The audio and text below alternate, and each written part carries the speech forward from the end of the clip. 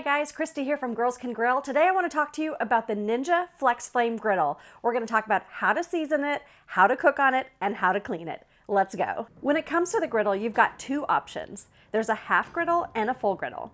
It's carbon steel, so before using it, you're going to need to season it. Rinse it in the sink with some warm water and soap, and then dry it with a paper towel or a regular towel.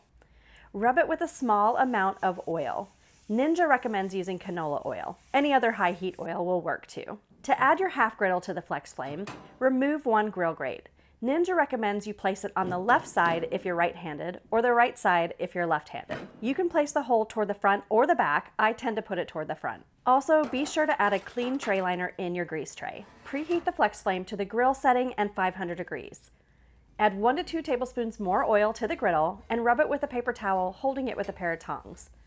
Let that heat up for about 5 to 10 minutes. At this point, Ninja recommends that you let the griddle cool down and then you repeat the process.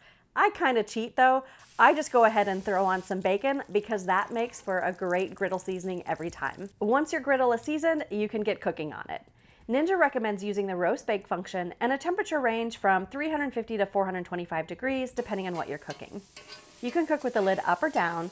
When you close the lid, just keep in mind that the foods will cook more quickly because the fan kicks on. After the cook, while the griddle is still hot, scrape the grease into the hole. It will drip into the grease tray. If you have built-up residue on the griddle, use the scraper. You can add a little water to the griddle too. Ninja recommends turning off the burners though if you are going to add water. Once it's clean, just add a bit more oil if you feel like it needs it, then let it cool down and store it. The half griddle easily stores in the cabinet. The full griddle, on the other hand, is a little bit too big. It's too long to store on the side where the half griddle goes.